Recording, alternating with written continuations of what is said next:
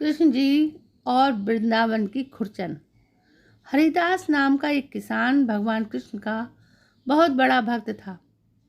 वो हर महीने वृंदावन जाता था और भगवान को पेड़ों का भोग लगाता था। वहाँ वो पेड़े घर लाता था और बांट देता था। कई सालों से यही चला आ रहा था। एक दिन वो वृंदावन में बिहारी जी के दर्शन करने जा रहा था। तभी उसने एक हलवाई की दुकान पर एक मिठाई बनते हुए देखी। उसे देखकर हरिदास को कुछ समझ में नहीं आया। उसने हलवाई से पूछा, भैया ये आप कौन सी मिठाई बना रहे हैं?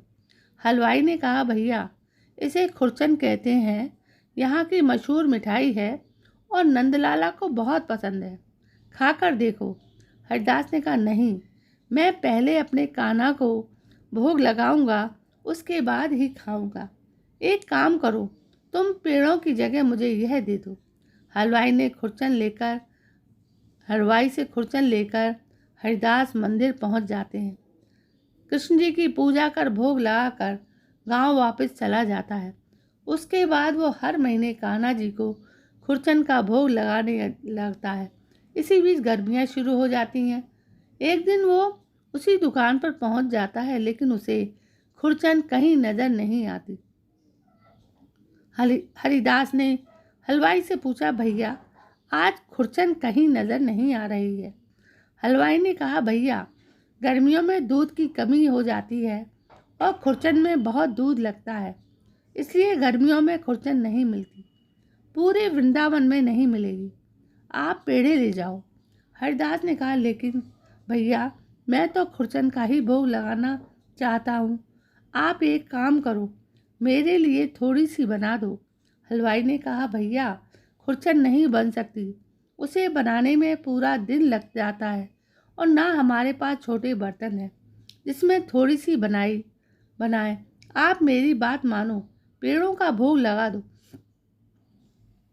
हरिदास पेड़े लेकर मंदिर में पहुंच जाता है और भोग लगाकर वापस आ जाता है। रात के समय जब वो सो रहा था तो उसे सपने में कान्हा जी बाल रूप में दिखाई दिए। उसने देखा नन्हे से कृष्ण जी की आंखों से आंसू निकल रहे हैं और सामने पेड़े पड़े हैं। यह देखकर हरिदास की नींद खुल गई। वो रात को ही गांव से पैदल वृंदावन के लिए चल दिया। सुबह दिन निकलते ही वो उस हलवाई की दुकान पर पहुंच गया। हरिदास को देखकर हलवाई ने पूछा, अरे भाई जी, आप सुबह सुबह, क्या बात है? हरिदास ने कहा, भैया आप मुझे बता दो खुरचन कैसे बनेगी, नहीं तो मैंने नंदलाल भूखे रह जाएंगे। हलवाई ने कहा, हमारे जैसी खुरचन पूरे वृंदावन में कोई नहीं बनाता, हम तुम्हें कैसे बता दें? मुझे तो लगता है कि किसी हलवाई ने तुम्हें खुरचन के बारे में पता करने भेजा है, इसलिए तुम यहाँ कान्हा का नाम लेकर झूठी कहानी सुना रहे हो। भागो यहाँ से, फिर कभी नज़र मत आ जाना। हरिदास दुखी होकर कृष्ण जी के मंदिर के बाहर जाकर बैठ जाता है। वो भगवान के दर्शन करने भी नहीं जाता। हरिदास को सुबह से शाम हो गई। वो भूखा प्यासा मंदिर के बाहर बैठकर हरे कृष्ण राम का जाप करता रहता है। शाम के समय वो हलवाई हरिदास को ढूंढते हुए आया। हलवाई ने कहा, भाई जी मैं काफ़ी देर से आपको ढूंढ रहा हूँ। आपको मैंने दुकान से भगा दिया, उसके बाद से मेरी दुकान पर एक भी ग्राहक नहीं आया। शाम तक मेरी मिठाई सड़ गई, मुझसे बहुत बड़ी गलती हो गई।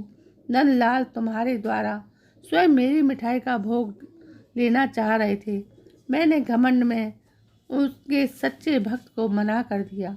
अब तुम मेरे साथ चलो। हरिदास ने कहा, मुझे क्षमा करो भाई, मेरे कारण तुम्हें कष्ट हुआ। हलवाई ने कहा, आप पहले मेरे साथ चलो, मैंने दूध मंगा लिया है। अब दुकान में हर दिन खुरचन बनेगी, चाहे जितनी भी महंगी पड़े। हलवाई हरिदास को दुकान पर लाया, उसके सामने खुरचन बनाने लगा। पूरी रात खुरचन बनाने में लग गई। सुबह मंदिर खुलते ही हरिदास ने भगवान को भोग लगाया।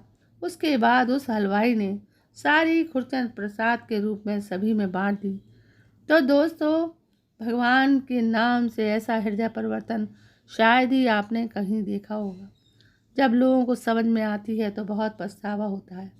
ऐसा उसको लगा कि उसके भक्त को उसने मना कर दिया और उसे नुकसान उठाना पड़ा। दोस्तों, मन में आस्था हो तो हमें भगवान की कभी भी अवहेलना नहीं करनी चाहिए। कहानी कैसी लगी? यदि पसंद आई हो तो प्लीज़ चैनल को सब्सक्राइब करें। कल मैं फिर हाजिर होती हूँ, तब तक के लिए जय हिंद, वंदे मातरम।